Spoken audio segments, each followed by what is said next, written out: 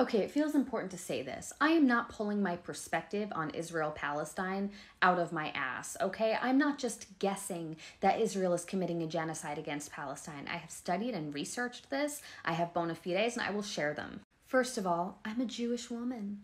I was raised by a Zionist family. My grandfather was a Holocaust survivor. My family talks about our spirit of resistance and resilience constantly. Desiring goodness from the nation of Israel is in my blood, and still, I can see that this Zionist state is vicious, violent, and evil. If someone who is raised by a Zionist family, by people who believe that Israel has the right to exist and that it is our salvation, if I can overcome my pro-Israel bias and learn about this conflict, so can you. And frankly, I should not be calling it a conflict, it's a genocide. So when I was in college, around 2012, 2013, a bunch of my friends and loved ones started going on birthright trips. And I knew enough then to ask the question when they got back from their birthright trips, what about Palestine? And when these people I love, admire, and respect started talking about Palestinians and using language like terrorists, I knew I had to learn more. I also knew that I wanted to go on birthright, and I was nervous about being brainwashed by the trip, and I should have been nervous. So before I went on birthright, I decided at my small liberal arts school in Massachusetts to get a well-rounded perspective, educational perspective on Israeli-Palestinian politics. I took 4 courses: Suffering and Evil in the Jewish Tradition, the Jewish Experience, Middle East Politics, and Arab-Israeli Conflict. I also took international and comparative politics courses that often brought up Israel and Palestine in comparisons to, for example, apartheid South Africa. And by the time I finished my ample coursework on the subject before I went on birthright, I was already pro-Palestine.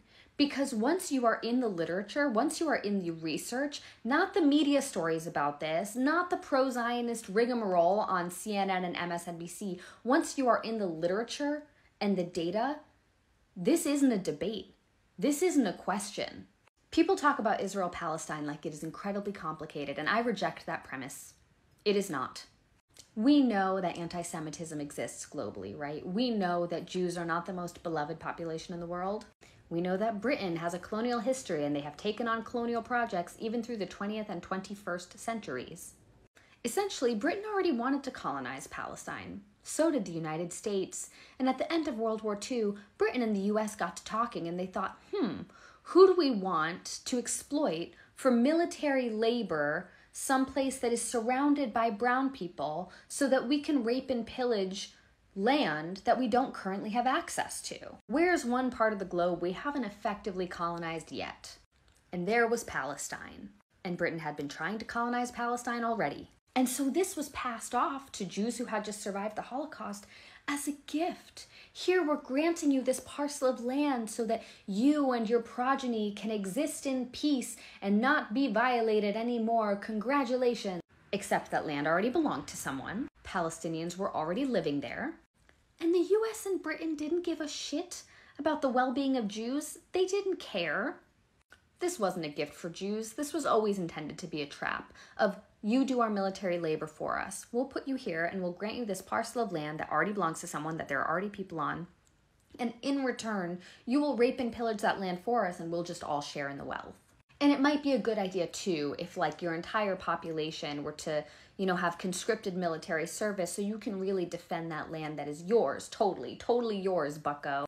And if you see who has emerged as the political leadership of Israel over the last few generations, this won't surprise you. This insidiousness will not surprise you. This is how you get Benjamin Netanyahu, someone who absolutely agrees to the premise of Israel as a Zionist ethno-nationalist state, who says, we are here for one thing and one thing only, is to garner as much wealth from this earth that we have, as much tourist property from this plot of land, convert it to dollars, and build up a military so mighty, a military apparatus so great that we wind up producing the world's weaponry. Yes, we have mined this land, and we have used the land to give you war machinery so that we can all murder each other 1,000 times over. And to the people already living here, well, we'll murder them too. I took basically a semester and a half of college courses on this, and I know in my bones that what Israel is doing right now is a genocide. It's evil. What they've been doing for the last 75 years is a genocide. It is drip violence. slow violence, protracted harm.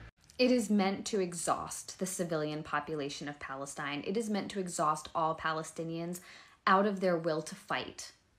And all the benefit, the wealth garnered from that land goes to the primary stakeholders, not the Palestinian people to whom the land originally belonged.